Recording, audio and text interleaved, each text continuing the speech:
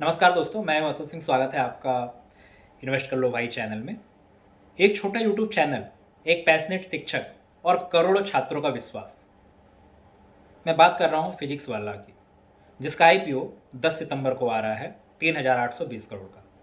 आज हम सिर्फ आईपीओ डिटेल्स नहीं, बल्कि पूरी यात्रा, जैसे स्ट्रेंथ्स, वीकनेसेस और पैसे का इस्तेमाल कहाँ होगा, सब समझेंगे। बात करते हैं फिजिक्स वाला की यात्रा की। अलग पांडे की कहानी। कॉलेज छोड़ा, छोटे कोचिंग क्लास से पढ़ाना शुरू किया। 2016 में यूट्यूब चैनल फिजिक्स वाला स्टार्ट किया। 2018 वेबसाइट और ऐप से 2020 कंपनी ऑफिशियली रजिस्टर्ड हुई। आज 46 मिलियन से ज़्यादा स्टूडेंट्स, एडटेक यूनिकॉर्न, अब आईपीओ स्टेज पर। B2C मॉडल ऑपरेट करता है, जहां online classes, recorded videos, doubt clearing classes करवाए जाते हैं। साथ ही साथ फिजिक्स वाला विद्यापीठ बड़े शहरों के बड़े कोचिंग हब्स और PW पाठशाला छोटे कस्बों के अफोर्डेबल सेंटर्स और हाइब्रिड मॉडल भी, ऑनलाइन प्लस ऑफलाइन का मिक्स। पहले रेवेन्यू 60:40 के अनुपात में था, ऑनलाइन और ऑफलाइन। अब करीब 50:50। इसकी जो ताकतें हैं वो है ब्रांड और कम्युनिटी। फिजिक्स वाला का नाम करोड़ों छात्रों के बीच भरोसे का नाम बन गया है।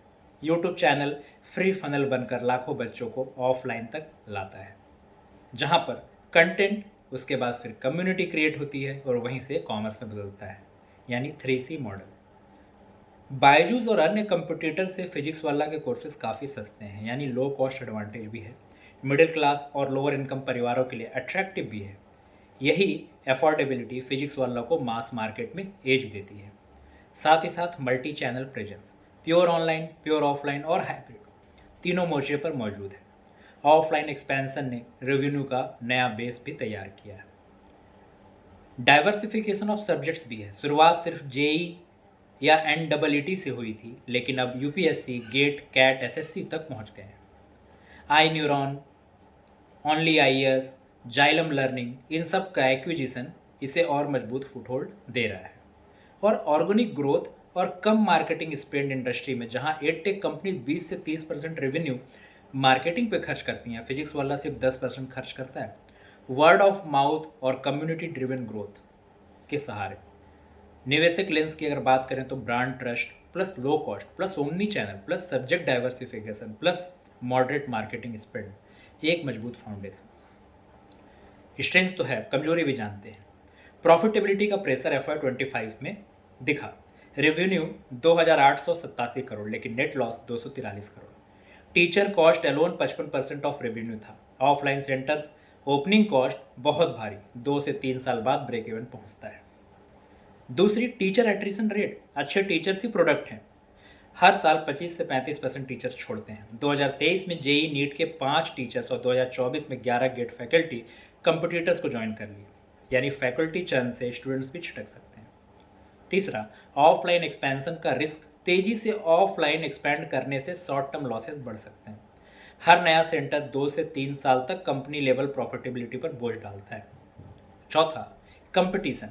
एलएन, आकाश जैसे पुराने जाइंट्स प्लस बायजूस जैसे एडटेक राइवल्स, यानी एग्रेसिव प्राइसिंग और क्वालिटी वार का दबाव। And acquisition risk. I neuron fail हो गया, गुडविल राइटअप डाउन करना पड़ा, फ्यूचर एक्विजिशन भी सक्सेसफुल हो इसकी गारंटी नहीं है। अगर निवेशक के नज़रिए से बात करें तो losses, faculty churn, expansion cost और टफ कंपटीशन एक बड़ा रिस्क फैक्टर उभर के दिखता है।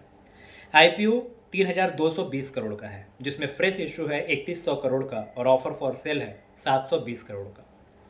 तो इस 720 करोड़ के लिए इसके जो फाउंडर हैं अलग पांडे और प्रतीक महेश्वरी, इनके झोली में जाएगा, यानी दोनों 360 करोड़ वर्थ शेयर अपना बेचेंगे। लेकिन इन सब के बावजूद भी एक्सटर्नल इन्वेस्टर्स जैसे Westbridge, GSV ventures, Lightspeed, Hornbill ventures, इनमें से कोई भी शेयर नहीं बेच रहा है, यानी बड़े इन्वेस्टर्स का भरोसा अब भी कंपनी पर बना हुआ है।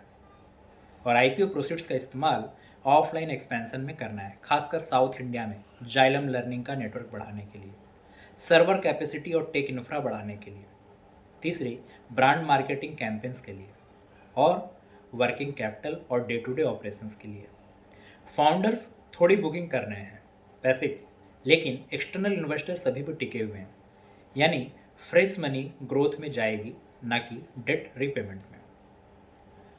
तो कुल मिलाकर अगर बात करें तो जो पॉजिटिव साइड है दैट इज़ ग्रोथ स्टोरी शानदार है, ब्रांड और अफोर्डेबिलिटी एज है, एक्सटर्नल इन्वेस्टर्स का भरोसा अभी भी इंटैक्ट है, but at the same time caution side जो है प्रॉफिटेबिलिटी अब भी दूर, टीचर एट्रिशन रिस्क बहुत बड़ा है and aggressive offline expansion short term में फाइनेंशियल प्रेशर डालेगा।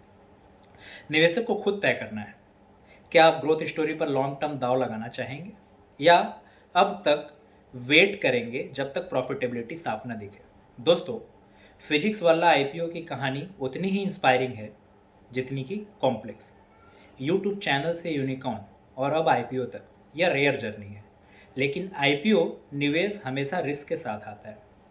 यह वीडियो सिर्फ जानकारी और शिक्षा के लिए है, ये कोई भी बाई या सेल रिकमेंडेशन नहीं है। कोई भी फैसला लेने से पहले अपनी रिसर्च करें और ज़रूरत हो तो सेबी रजिस्टर्ड एडवाइज़र से सलाह लें। तो दोस्तों, आपके हिसाब से क्या फिजिक्स वाला आईपीओ अगली बड़ी सक्सेस स्टोरी बन सकती है या यह भी सिर्फ कोचिंग मार्केट की एक और एम्बिशियस कहानी है? अपनी राय कमेंट में ज़रूर बताइए। धन्यवाद, मिलते हैं अगले वीडियो में।